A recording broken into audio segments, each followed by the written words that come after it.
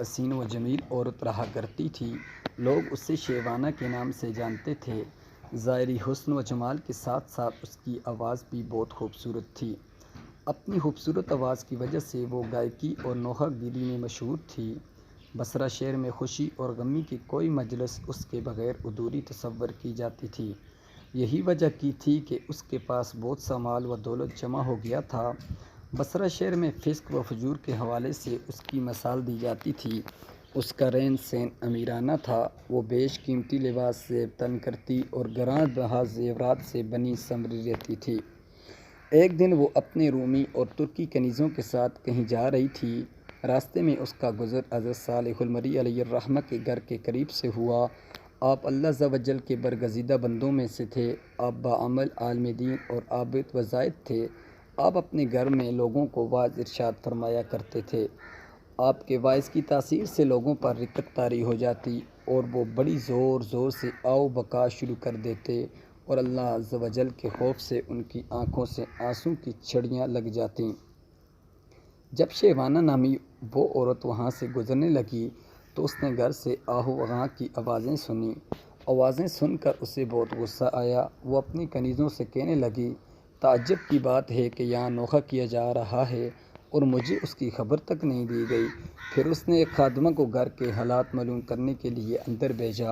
وہ لونڈی اندر گئی اور وہ اندر کے حالات دیکھ کر اس پر بھی خدا عز و جل کا خوف و طاری ہو گیا اور وہ وہیں بیٹھ گئی۔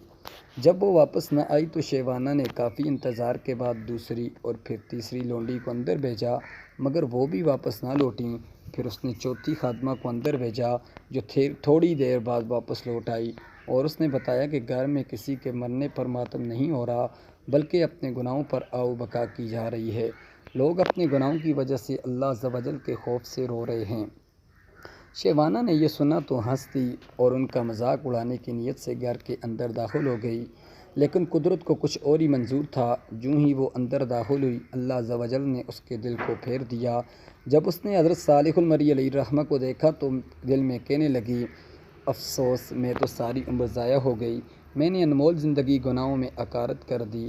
وہ میرے گناہوں کو کیوں کر معاف کرے گا؟ انہی حالات سے پریشان ہو کر اس نے حضرت صالح المری علیہ الرحمہ سے پوچھا، اے امام المسلمین، کیا اللہ عز و جل نافرمانوں اور سرکشوں کے گناہ بھی معاف فرما دیتا ہے؟ آپ نے فرمایا، ہاں، یہ واعظ و نصیحت اور وعدے وعیدیں سب انہی کے لیے تو ہیں تاکہ وہ سیدھے راستے پر آ جائیں۔ اس پر بھی اس کی تسلی نہ ہوئی تو وہ کہنے لگی، میرے گناہ تو آسماں کے ستاروں اور سمندر کی جاگ سے بھی زیادہ ہیں۔ آپ نے فرمایا، کوئی بات نہیں، اگر تیرے گناہ شیوانہ سے بھی زیادہ ہوں تو بھی اللہ عز و جل معاف فرما دے گا۔ یہ سن کر وہ چیخ پڑی اور رونا شروع کر دیا اور اتنا روئی کہ اس پر بھی بے ہوشی طاری ہو گئی۔ تھوڑی دیر بعد جب اسے ہوش آیا تو کہنے لگی، حضرت میں ہی وہ شیوانہ ہوں جس کے گناہوں کی مثالیں دی جاتی ہیں۔ ویڈیو سے آگے بڑھنے سے پہلے پلیز چینل کو سبسکرائب کر دیں۔ پھر اس نے اپنا قیمتی لباس اور گراں قدر زیورات اتار کر پرانا سا لباس پہن لیا اور گناہوں سے کمایا ہوا سارا مال غرباء میں تقسیم کر دیا اور اپنے تمام غلام اور خدمائیں بھی آزاد کر دیں۔ پھر اپنے گھر میں مقید ہو کر بیٹھ گئی۔ اس کے بعد وہ شب و روز اللہ عز و جل کی عبادت میں مصروف رہتی اور اپنے گناہوں پر روتی رہتی اور ان کی معافی مانگتی رہتی، رو رو کر رب عز و جل کی بارگاہ میں التجائیں کرتی، اے توبہ کرنے والوں کو محبوب رکھنے والے اور گناہگاروں کو معاف فرمانے والے، مجھ پر رحم فرما، میں کمزور ہوں، تیرے عذاب کی سختیوں کو برداشت نہیں کر سکتی، تو مجھ پر عذاب سے مجھے بچا لے اور مجھے اپنے زیارت سے مشرف فرما۔ اس نے اسی حالت میں 40 سال زندگی بسر کی اور انتقال کر گئی۔ امید کرتا ہوں اچھی لگی ہوگی ویڈیو۔ چینل کو سبسکرائب کر کے، ویڈیو کو لائک کر کے پیارا سا کمنٹ کیجیے گا۔ Thanks for watching.